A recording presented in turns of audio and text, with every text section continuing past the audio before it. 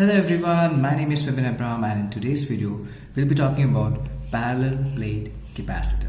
So in the previous video we talked about spherical capacitor, we talked about spherical capacitor, we talked about the capacitance of spherical capacitor, right? So there we studied that in order to create a good capacitance with your spherical capacitor, the radius or the dimension of your spherical capacitor must be huge, which is again practically not possible, right? So it is really difficult to obtain high capacitance from your spherical capacitor, right? So in order to solve this issue, we switch to our parallel plate capacitor. So with the help of parallel plate capacitor, we can obtain high capacitance with ease, right? Okay, so let's start with parallel plate capacitor. Okay, so your parallel plate capacitor, as the name suggests, parallel plate, right? So basically there are plate here, right? So you guys can see it in the diagram. I have made the diagram here.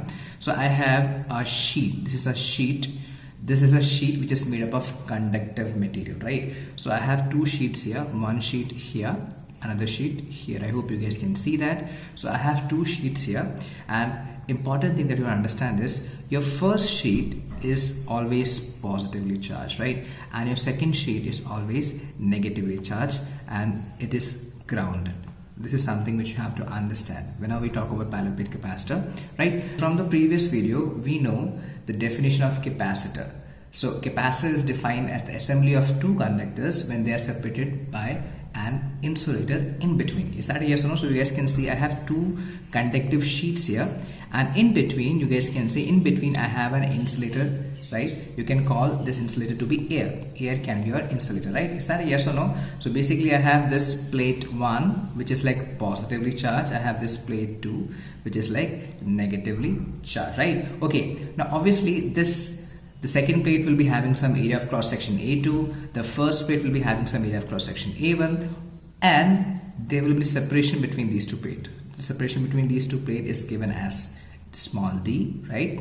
And obviously as you give your charge to your positive plate, its potential will become V1. So when I say potential V1, that means this whole plate is at potential V1. Very similarly, the other plate is at some other potential, that is your V2 potential, right? I hope you guys can understand that figure, right? Now few conditions which we have to take into consideration whenever we talk about parallel plate capacitor, right? So first thing is a parallel plate capacitor is a system of two conductors separated by some insulator. Obviously you guys can see a system of two conductors, and in between there is insulator, that is your air. Is that a yes or no? I hope you can understand that, right? Great. Second point that you can understand here is charge on your positive plate is taken to be the charge on the parallel plate capacitor, right? So that was the same case with your spherical capacitor also, right? So whatever charge that you give to your positive plate, that will be the charge of your capacitor. Is that a yes or no, right? Great. Now one more important thing, whatever positive charge that you give to your capacitor, same negative charge will be on the other plate. I hope you guys can understand, right? Making the net charge on your capacitor to be 0, right? But anyway, like I said, whatever charge is there in your positive plate will be the charge on your capacitor. That is how we will consider this, right? I hope you guys can understand that, right? Great. Okay, let's move on to the next condition. Next condition is area of 1 will be equal to area of 2. So in most of our capacitor problem, the area of first capacitor will be equal to area of second, right? So A1, area of cross section of your first capacitor will be equal to area of cross section of your second capacitor. That is how we are going to go about, right? Okay, great. Next, the separation must be very small as compared to the area of cross section. Now this is a very important assumption here. Assumption is that the separation between your capacitor must be so small as compared, D must be so small as compared to your area of cross section of your first plate and the second plate. So this is something which you have to take into consideration, right? Okay, great. So next one is, in order to charge a capacitor, we connect it to a battery source. Okay, obviously, so for example, if you want to charge a capacitor, let's say you have this capacitor here, one plate, then you have your second plate here, you connect it with a battery, right? Positive, negative. Obviously this plate is connected to the negative or the ground, right? That is how it is, right? Okay, so obviously there are different ways of charging it. What is going to happen when the battery is turned on? The current will flow like this. Current flow means all the electrons will be traveling in the opposite direction, right? Electrons will be traveling in the opposite direction, and it will go to your negative plate, right? And that's how it is being charged, right? I hope you guys can understand. Is that a yes or no? Great. Okay, so I hope that is understandable, right? Okay, let's move on to the next point. Next point is that the potential difference between the plate is V1 minus V2. Obviously, you guys can see here the potential difference between the plate. First plate has a potential V1, second plate has a potential V2, right? So the potential difference or the change in potential is simply given as V1 minus V2. V1 minus V2 will be the potential difference between the plates. I hope that is understandable. Is that a yes or no? Great. So obviously, because of this positive charge density and because of this negative charge density, there will be electric field inside, and because of that electric field, there will be electrical energy which will be stored inside, right? I hope you guys remember the work of your capacitor. The capacitor is a device, electrical device, which is used to store your charge or electrical energy. Is that a yes or no? So basically, whatever charge that you give, obviously electric field will be more and more intense, right? And hence more and more charge will be stored inside. I hope you guys can understand, right? Now, one important thing you have to understand here is the capacity, the capacitance of your parallel plate capacitor is way higher than your spherical capacitor. Now, this is something which you have to understand. Now, why I'm saying that, the reason that I'm saying that quantity is because obviously for a capacitor, you guys can see for a spherical capacitor, all the charge will be at the surface, right? So all of the electric field at the surface will be perpendicularly out, right? It will be perpendicularly out. So your energy will be dissipated in all possible direction. I hope you guys can understand that, right? But in the case of your parallel plate capacitor, you guys can see the electric field is confined. It is confined and strong in a specific region. I hope you guys can understand, right? So electric field is actually confined and very strong in that particular region, right? So it is not dissipated everywhere, right? It's not going out, right? As in the case of your spherical capacitor, right? So the energy is confined to those plates. The energy is stored inside those plate, right? I hope you guys understand. So obviously the value of energy or the value of charge stored will be much higher in the case of your parallel plate capacitor as compared to your spherical capacitor. Is that a yes or no? Because obviously for your spherical capacitor, the partner for this is at infinity, right? So very far away, right? But here you guys can see the partner is sitting very close to the positive plate. I hope you guys can understand that. Is that a yes or no? Great. So if that is understandable, let's move on to the capacitance. Let's try to find the capacitance of your parallel plate capacitor, right? Great. So yes, so the topic is capacitance of a parallel plate capacitor. Now a few things before I start this derivation you have to understand here, that for example, if you're using your capacitor in a circuit, then it is represented by this symbol. This is the symbol for your capacitor. Remember, this is the symbol for your capacitor, or you can simply say parallel plate capacitor. I hope that is understandable. Is that a yes or no? Okay, so basically let me just quickly make the parallel plate capacitor here. So I'm just making one-dimensional figure here, right? I don't want to make two-dimensional. I don't want to make the plate, right? So you guys have to understand here. So the image is one-dimensional, right? The second phase of your plate is actually grounded. Okay, great. Now let's say some positive Q charge I'm giving to my plate 1. So all of the positive charge will be at the surface, right? Okay, all of the positive charge is at the surface. Great. Now obviously whatever positive charge you give, the other plate will have opposite of that, right? The other plate will have opposite of that, right? Okay, great. So next thing that you have to understand here is area of cross section A1. Let's say this is area of cross section A2, this is area of cross section A1. So A1 will be equal to A2, or you can simply say area of cross section is actually A, right? Okay, great. Let's say there's a distance of separation of D between each of them, right? Let's say the first plate is at potential V1, the second plate is at potential V2. I hope that is understandable, right? And let's say there is a sigma. Sigma is the charge density, that is charge per unit area. You have a charge per unit area as sigma. So let's say this plate has a positive sigma, this plate has a negative sigma. I hope you guys can understand that, right? I hope that is understand, right? Great. Okay, so yeah, I think all of the important ingredients I have mentioned to you. Right now let's try to solve for your capacitance.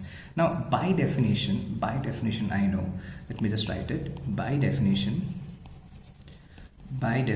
I know that capacitance is defined as how much charge that you are providing to a capacitor and in order to change its potential. Is that yes or no? So you just write it like this: Q upon change in your potential. Is that a yes or no?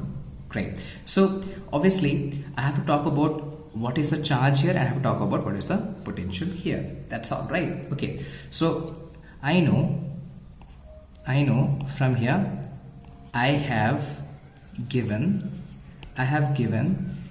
the capacitor, or I have given the positive plate Q charge plus Q charge I have given to the positive plate, right? And there's a charge density sigma, right? So let's say sigma is my charge density. Sigma is basically given as charge per unit area. Is that a yes or no? Right? Okay, sigma is the charge density there, and let's say the charge that I'm giving is actually plus Q, and that plus Q will be will be distributed at the surface, right? And the area of my let's say this sheet, like I said, it is A1, right?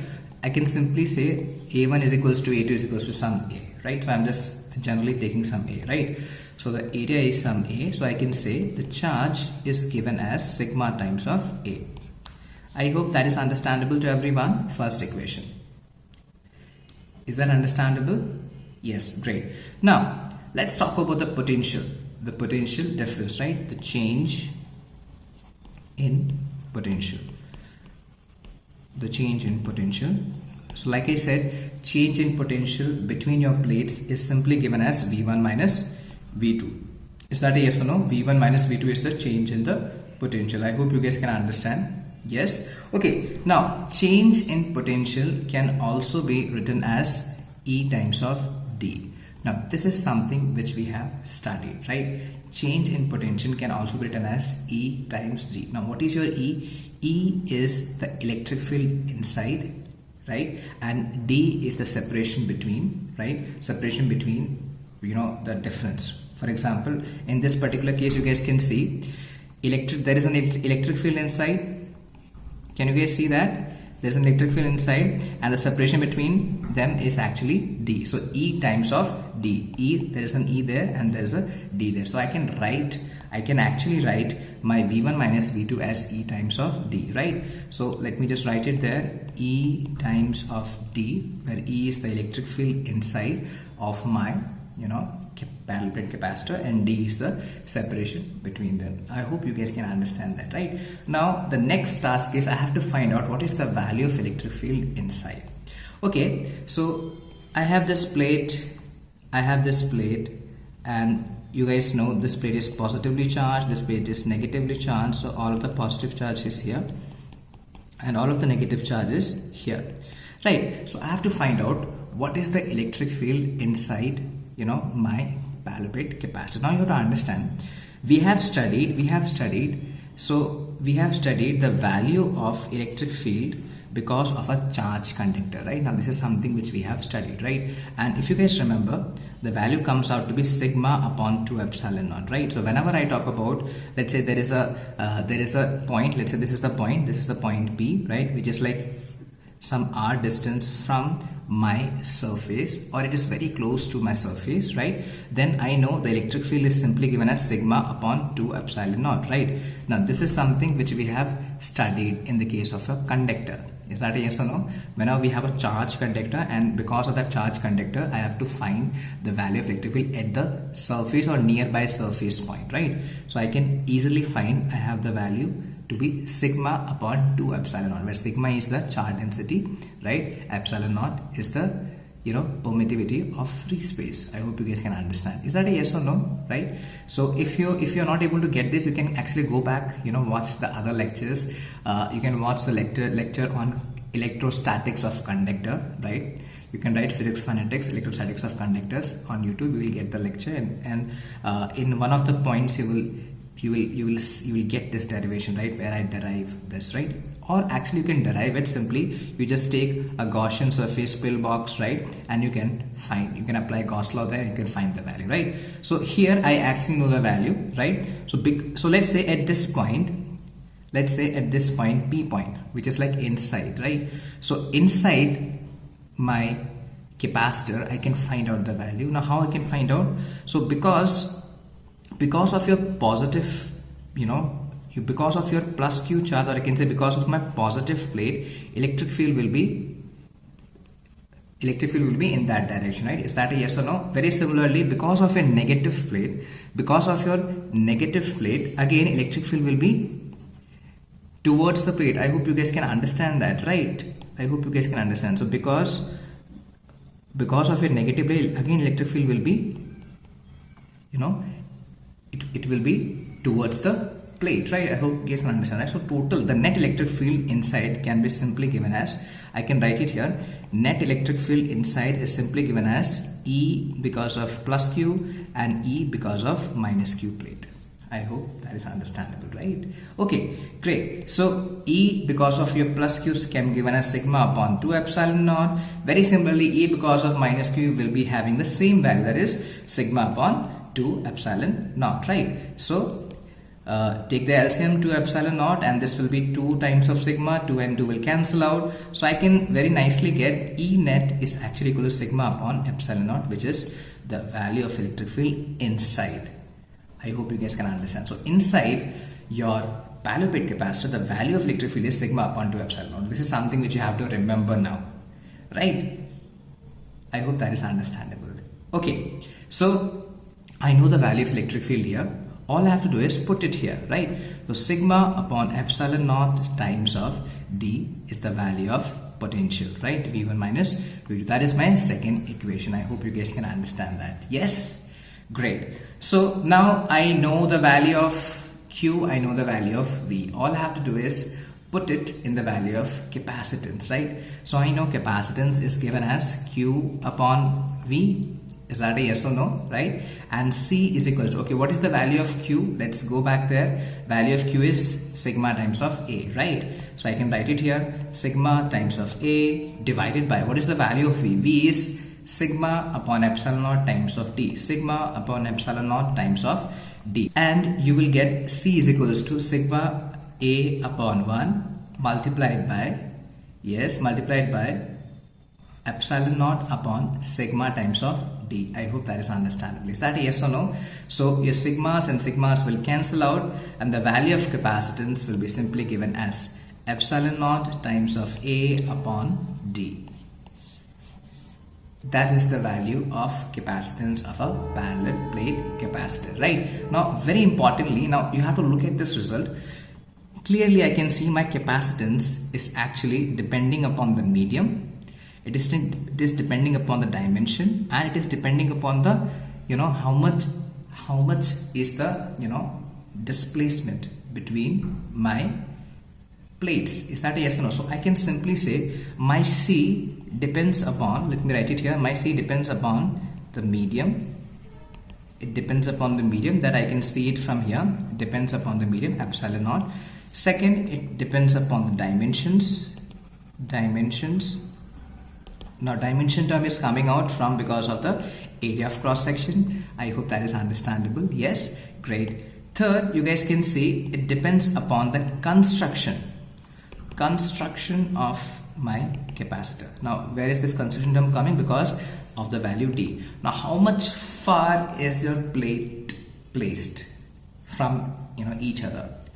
Depend upon capacitance, depend upon that. For example, if the plate is very far away, right, the distance between the plate is very far away, the capacitance will be less. So if the distance is very close, right? So if the value of D is small, the capacitance will be very high, right? If the value of D is very large, it's like very far away, like it is in the case of a spherical capacitor, right? Because one is here and the other capacitor is actually at infinity. It's very far away, right? So at that time capacitance will come out to be zero. I hope you guys can understand, right? If your distance between your parallel plate capacitor is infinity, then the value of capacitor is actually come out to be zero, right? It depends upon the area of cross section, right?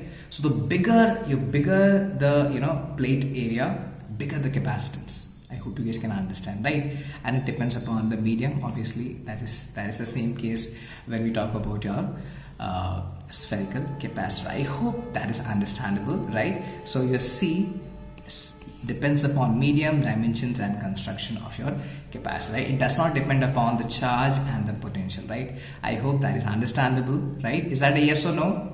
Okay, great. So if you have any doubt, you can comment it down in the comment section. And I hope you understood the video, right? Thank you. Have a nice day.